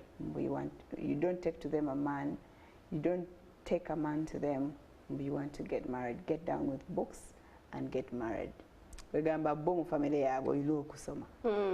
isn't it a good thing? It is. Kubanga abantu abatasomye balabyeko repercussions obutasoma and how it can turn against you and how you can suffer and add on to your problems in life because you did not go to school or complete your education. So going to school and completing education is very important. It's very crucial. Wachiteka mubana at an early age, namanya ntino I have to finish school. Nebwaba failings at a certain point, omuzadde okubeera open-minded nobeera ng'osobola omusonyiwa n'omugamba it is fine, we can start from where you stopped. But it's also very important no gauging obwongo bw'omwana wo. Waliwo abaana nga ojja kulabira ddala nti level of education gyeyagala babeereko bayinza obutagisobola. Naye n'olabira ddala nti omwekwipinze n'ezo tools ze yeetaaga to succeed in life. Kubanga it's not necessarily nti omuntu buli muntu yenna asomye succeedinga. We have had some people who have failed in one way or the other, but there is something very beautiful about going to school and studying. And then studying also never ends. Tuina abantu banja badzeyo kusoma even at 40, at 50. So it's also an opportunity. You missed it out and you still want to go back. You don't look at your age in a way minimizing or in a way degrading. Kwa abantu abasinga bendabye oba bendabyeko abamu bagendeko discovering their gifts at a later stage. Nayenga okusoka yali yagala kina katenaga you know what wano ndi mukwestinga time. So oli akikula kimanyi fe wane waffe tusoma. Yes. This family oyina okusoma n'omaliriza. Yes. So nga bali bakimanyi we have to look for the school fees oba byonna ebyetaagisa omwana okusoma n'omwana n'akimanya ffe wano if you're doomed bagenda obanga abadde cast bakuboola tewamala kusoma. Waliwo ne families nga tofunirawo mbuto ku lujja era ng'akikoze alina consequences za suffering to avoid it happening to the other younger ones. Antulawa Farida kati ekyo, it's very good and it's good that you communicate it to the children siganye, but just in case it happens kuba kati that can force a child to go into abortions that are unnecessary. Kubanga nina mukwano gwange gwe twali tusoma naye mu secondary school, that's how she lost her life. Yagenda nafuna olubuto bambi unfortunately ku campus, and in the process of getting pregnant boyfriend olubuto amugambye sirwetaaga n'amuyiyizaawo ne bafunayo herbalist gwe bakozesa omwana n'atandika okuvaayo mu parts naye ate waliwo part eyasigalamu. Kati omwana mu process y'okutya taata ennyo n'atayogera kintu kyonna. Nabera mujunga ali mukubleedinga naye nga atya my father is going to kill me. Era ne bamutwala mu ddwaliro on her last day. You can imagine statement gye yagamba doctor. Ya whispering mu kutu kwa doctor namugamba. Togamba taata. I was trying to kwa doctor yamukola scan n'alaba nti waliwo ekyali kisigaddemu ekivunda. Namubuuza nti were you trying to abort? I want you to be honest kubanga I can see something in your tummy. Namga, it's true, I was trying to abort, but please don't tell my dad. He will kill me. 5 minutes later, Nafa. So at the end of the day, you ask yourself, was that worth it? You know, so waliwo okuteekawo amateeka ne tubeera too rigid sometimes. But yes, amateeka gatugateekewo tuba motivating, tuba inspiring. Ebiseera ebisinga ndowooza gano amateeka bagateekawo oba tugateekawo okugira so that noli ne bwaba agenza abeera cautious. Yes, and I'm not disagreeing, it's very good. Ne mmala genda n'olubuto banzise bagenda kunettira. Tetugamba ayinza obuta having those funny relationships. Ne bw'anaaba azifunye ajja kubeera ene mabega w'omutwe gwagamba whatever happens, I am not getting pregnant. Yes, but the thing is, I also want you to leave a little room for disappointment. Just in Yes, case. for the parents. Yes, for the parents. waliyo abazadde abakyatta abaana because omwana azaalina olubuto naye nga tekimugana kuteekawo mateeka ago.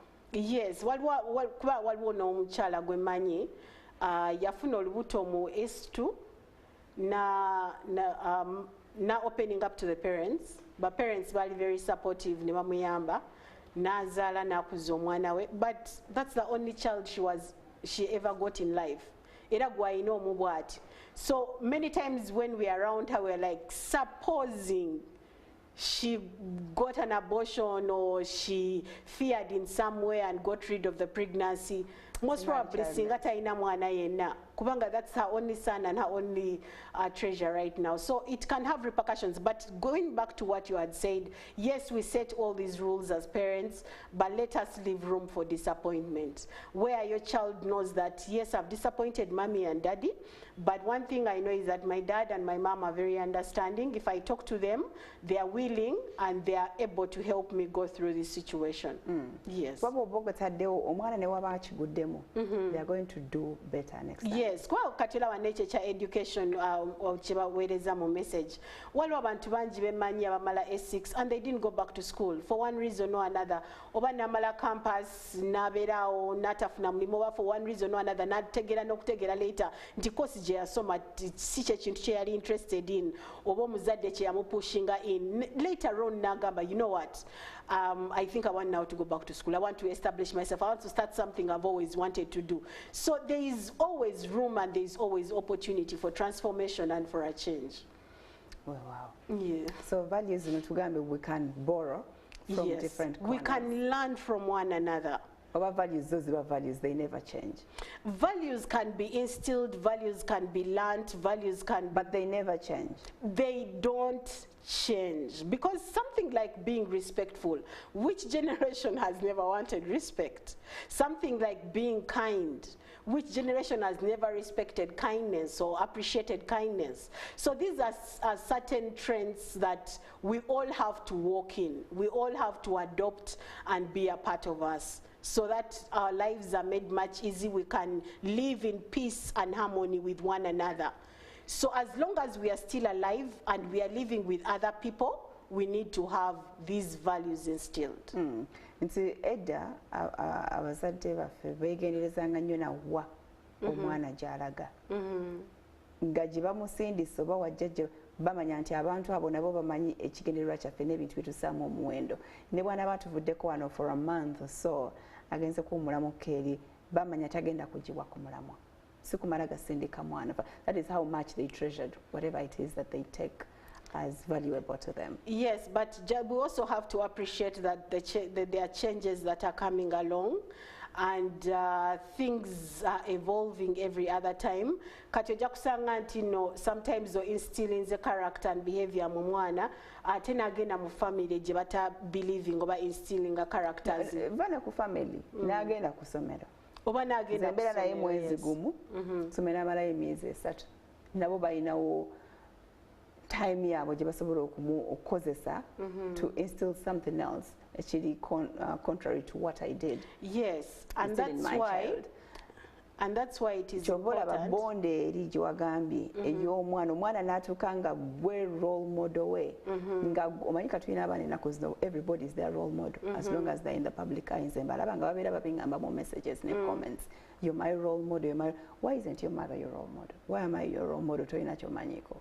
Yeah, but you see, some of them could be having something they admire about you.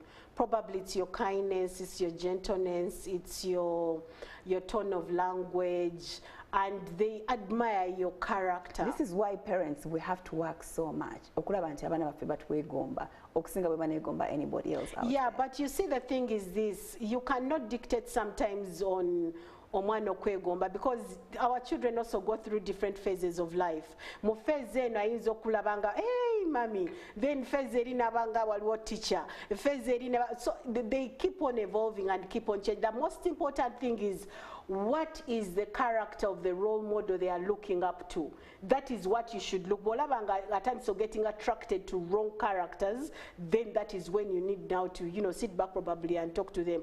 But they could be having a role model and ayinza okubanga ayina kyakulabako at that moment ng'akyagala naye ng'ate tekisuperseding ekya maama we. This mother is a constant in life. I admire everything she does. Then Farida mwagalako kino. Exactly, but you see the thing is, they want you to be their mother. Auntie Kati Farida, one thing we also have to understand is, Ola Kayimba Chameleon Kiagava Simo Genze, or they appreciate you. Some people appreciate you after life has hit them. Nagamba, this is really, I didn't know this, the importance of a mother. I didn't know the importance, Kwanga akulaba na taking her for granted in that moment. But then along the way on the path of life, life teaches them to value you or see you differently from that time. Because the way you used to see things 10 years down the road is not the way you're seeing them. So we keep on evolving, we keep on learning.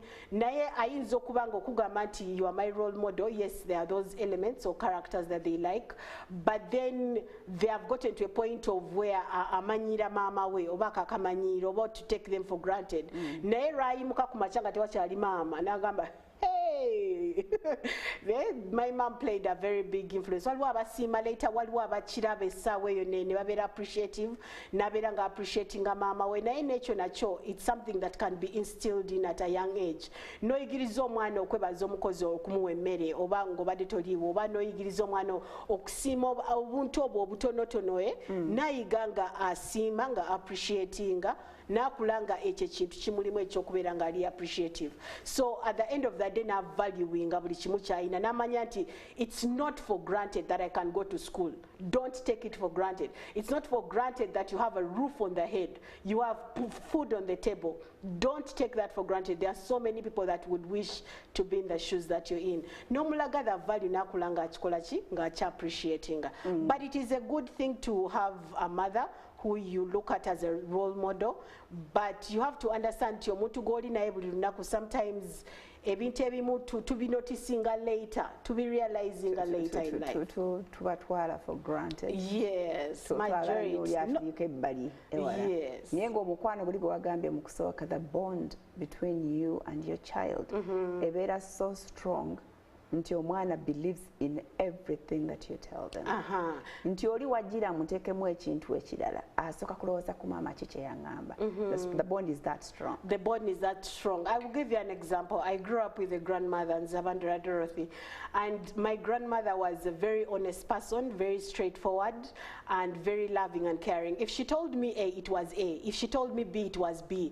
And I never ever at one point questioned her loving me. But you see, the thing is this, I fell in love with my grandmother because of the family values she had. Now someone else is going to... Because of the values she had or because of the love she showed you? Yes, but you see, the values also come, the values help the love grow. Because you have stood the test of integrity. You have stood the test of dignity, truth, honesty. You know, honesty and everything else. So when you tell me something as a parent, it's easy for me to believe you. It's easy for me to understand you because I know you have me at heart. I know what you're telling me is the truth, and I know that whatever you've said, you're going to do it. You understand? So at the end of the day, it wasn't a question of does she love me, does she care about me? No, I knew that she loved me. But for me now, I realized that growing up, I grew up valuing family values so much that at the end of the day, even if you gave me all the luxuries around that money can buy, and you don't have integrity, you've lost me. Ebintu nga honesty. Oyagala ogamba omwana beera wa mazima, you preach it every day, beera wa mazima, but there are things you do ebitalaga mazima mu gwe, and she is watching. This baby is watching. Obeera ku simu oyogera tuli wana eyiganga mulika nzija nkutuuseeko. Omwana akulaba bwetunulako bwegamba Mama is lying, she's at home. So you're preaching something else and doing the other. And there's also something that you also mentioned about having instilled or taught your child certain family values, but then they go, like for instance at school or somewhere else, and then they are preaching different or they are doing different. The most important thing is that you planted a seed. you know, for you, once you have planted the seed, you let God water it. Because the thing is, the values that you have instilled in your child have to be tested at one point or another, whether you want it or not. But that is an opportunity for them to learn. So can you also leave a room for disappointment of where she may do it, she may fail, or she may completely never do it. But the thing is, I am very sure that at the back of her mind, she knows the truth and knows what to do. Okay. Yes. Even much later in their Yes. life. Some parents never want to get time to listen to their children. They only think about beating as the only way of bringing up a child. And which is very bad. Instilling fear. There is respect and there is fear. Yes. These two are different things. Omwana ajja kutya nenga ayina engeri gy'akulaba. Ate olaba fear eternal love. Omwana nabeera nga talina any feelings towards you, any connection towards you. Yes, wamuzaala, but there is no connection. Nga ne bw'oba omuyisa olina ky'omugamba asaba ddi lw'olekeraawo. They are not listening and paying attention to what you're saying. Ne akuwulira. Yes. Asaba kimu agenda ddi. Kati olaba byonna biyiseemu bivudde mu kutu kuno ne bigenda mu kuli. Njagala nnyo okugamba kino ekintu abazadde. Weetunuulire ng'omuntu weebuuze bantu ki mu bulamu bwange bempita mikwano gyange. People I call friends. Then weebuuze ekirala. Lwaki mbayita mikwano gyange? Bampisa batya nga nkoze ensobi oba nga siina nsobi gye nkoze? Nandiyagadde bampise batya oba mbayise batya? Ontegeera, kubanga relationship yonna gy'olina okcreatinga, there has to be mutual understanding. Omwana waliwo point omuti we gukola, beating. Because I will be honest, nze nange waliwo ngamba, okay, amatu gaganya okuwulira katugenda kwesa amatu g'okabina. You understand? Naye wowe mu discipline ze kabina, si kumu discipline nga mu busungu bwonna ate n'omukuba nnyo to the extent nti omubreakinze. Naye n'omubuuza n'okumubuuza, why am I beating you? N'abeera sure in their mind, lwaki maama akola ki? Ankuba. Not where they get to start putting thoughts in their mind naga, maama ankuba lwakuba tanjagala.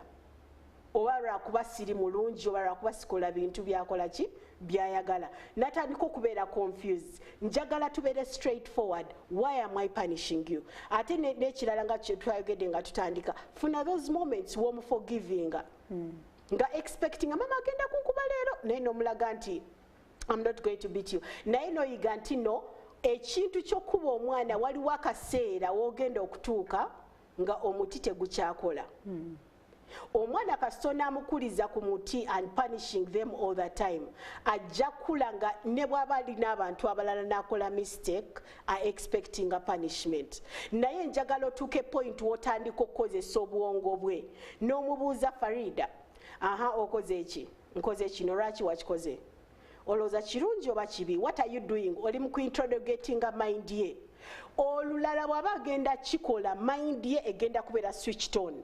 Yebuuze. Naye kati wano bw'oba omumanyiziza omukuba buli ssaawa agamba nakikoze bagenda kunkubayo emiti ng'etaano kiggwe lwakimamitankubye kubanga agetinze yuzi kyebalaba olwa bebagamba nti no babakuba nnyo nga bakyali bato nti ne bwatuuka mu bufumbo n'akola mistake omusajja n'atamukuba ng'agamba they don't love them. Lwaki? They were used to being punished and they've been tortured so much that they think that everything or every mistake gye bakola mu life balina okubeera rebuked or punished. Naye okuyigiriza omwana okukozesa obwongo, the brain is very, very important. Activate it. Oba oli disappointed, she expressing, I was not happy about what you did yesterday. Okay. Yes. Putting a religion on a child should be considered child abuse. Telling kids they will burn in hell is cruel. I think that would be cruel in a way that kubanga omwana omuto tamanyi what is hell, what is burning in hell. Otegeera, what it does, it inflicts or it brings fear in the child, and then it brings guilt, condemnation, and then it brings this child to start even hating God at an early age. Mbuuza lwaki? Because the fact that we are born in a sinful nature our bodies naturally find it easy to sin or to live in sin, yeah? So mwana agenda kwesanga nga akola one mistake after another, irrespective of whether they know it or not. Kati atandike, God does not like me, I am going to hell. Ola abwatandika getting annoyed with God at an early age, natandika okulowooza I'm not good enough, natandika okulowooza since I'm going to hell, what the hell? Bino babimugamba ngeri ya kumutiisatiisa aleme kukola ebibinyiiza Katonda. I love what you've said, and I want to use a scripture in the Bible. That's 1 John 4:18. It says, fear brings torment. Farida ne bweba ngoli mukwano gwange nembeera nga nkutomentinga buli ssaawa nkuleetamu fear, ojja kutuuka a point you will give up. Fear does not create or encourage someone to behave better. It can for a moment, but sooner or later it is going to throw that person into a ditch of guilt, condemnation, and everything else that is not right.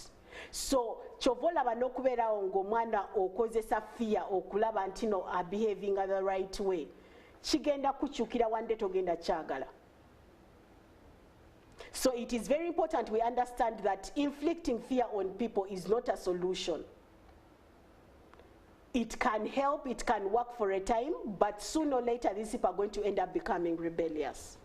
Okay, somebody else here says, my friend told me she abused her boyfriend because of telling her to wash the glass she used to drink the juice in at his place. She said he's not a gentleman. Girl child of this generation is another problem. Boyfriend yamugamba yuza glass gyonywereddemu namuvuma. Tali gentle lwaki amugamba okwoza glass. Naye bw'agamba nti no tali gentle, I want us sort of to the fact that we are not there, I want us to leave room for disappointment. Buzarachi bw'agamba nti tali gentle, there is a possibility yamugamba okwoza glass eyo but was rude. Are you getting my point? Ono n'akikola in a rebellious manner.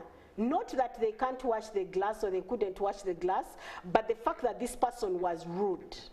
Otegeera kati ono naye n'akikola in a rebellious manner. Naye no bw'aba yagaana oba n'amuvuma mbura kuba okutuuka okuvuma omuntu really. Obwo busungu buva wala. I don't think it was a one-time incident. Abantu abamu baba bavumi just snap what of a finger. Yeah, but this scenario, until you are there to see exactly what happened, we cannot easily conclude. But it's true that people do not want to get involved in some of those activities. But it's also something that we can teach. For instance, that boyfriend, he can easily teach her what to do and make her a better person. Yet warandozanga mugenyi, I am a guest, so am I washing dishes, a glass. Dishes, a whole sink of dishes. Yeah. But anyway, we had a P7 girl at our school who didn't know how to wash her knicker, mopping, peeling, etc. When we told her mother, she said that she's the only daughter and the maid does everything for her. I want to be that daughter. Where everything is done for me. She's the only daughter. No, but you see, sometimes as parents also, I think we reach a point where I don't know whether we're having so much self-pity. Katine girlfriend ayinza okubanga naye bali buli kimu bakimukolera, so you're telling her to wash her glass as well. Yeah, but even if they do everything, omanyi Farida, love can make you do weird things. If that girl is genuine in love and that guy talked to her properly, that girl would wash that glass. I don't think that girl didn't know how to wash that glass. But me, what I'm thinking at the back of my mind is the tone he used to tell her to wash the glass. Exactly. So that's why I'm saying I think it's about being simple. Yes. Yes. Because omuntu tuko kuvuma Farida because of just a glass. No, I think there is a lot behind. Let her go. Watch to see if she will wash it next time. If you have used the glass to drink, ngano your man, your boyfriend, taina omuntu ajja kumuyamba kukola maybe mirimu. Wash the glass and go. Why do you wait to be told? Yeah, all those dynamics can come in. Twina issue ya this last particular feedback. Twagadde nnyo abaana in a spoiled way, in a way that is spoiling them. Tutabudde okwagala n'okugonjola. Yeah. Okakana nga abaana baffe bagenze bwe batyo. And the problem is, buvunaanyizibwa. So you're not teaching this child how to wash their knicker. yeah. And the problem is we think that is love. And we think is so personal and sensitive. Farida, I will tell you something that I've seen of recent that shocks me, of where a child tells a mother or a father what to do, and actually the father does it, and is even doing it in panic, of where my daughter wants this, my daughter said this, my daughter, and I'm looking and I'm thinking, who is the leader here? Because the thing is this that we have to understand, they're always watching and observing. Kasoba walaga no by one room, yoku controlling and to manipulate you, they can. Ate bwe balaba room yonna nti n'oli weak. Nti nja kuga, Mami, you don't love me. N'okubagana. Exactly. You have to take up your position as a parent. You are the parent here and you are the leader here. Si mwana wonti ye parent or ye leader. Listening to them, understanding them, loving them, being compassionate and everything has its place. But also being the leader in the home has its place. So bino ebyokubeerawo omwana nakuteeka ku bunkenke oba mbulwa kuba oyagala kusanyusa mwana oyagala omwana akwagale okugula laava eyo ye entitlement eno gye tufunye eno mu bukulu oba olumu tebakulaga laavu ng'okula n'olowooza nti okwagala nnyo omwana ate kwe kumulekerera n'obeera nga buli kimu okimukolera just noti omwana oli mu kumukotogera. You're just destroying your child's future. Ate oyo omwana ne bwoba olowooza munno agenda kwagala nnyo ayinza okukyuka enkya n'akola ki n'abeera nga tafuuse kyoyagadde afuuke. So olina okumanya nti enkya oyinza obutabeerawo mu nsi muno, omwana oyo asurvivinze atya nga toliiwo. Omwana oyo mu myaka 2 mu myaka 3 olina omuntu yenna gw'olaba agenda omuwoleza empale oba omukozi yenna kubanga balaba ennaku zino abafumbo. Will she afford the helper to wash those things? Do you know that there are married women these days you find giving their inner knickers to a maid? Because of some of these things that we are discussing about. Naye n'oŋŋamba nti tosobola kuswalako okwata empale ye ey'omunda n'ogiwa omukozi nti agikoleze. I know omwana omuto ayinza obutamanya na sensitivity eri ku knicker. Exactly. But even omukazi omukulu 32 years, you're doing the same. Exactly. So these values are very important. Tuve wano.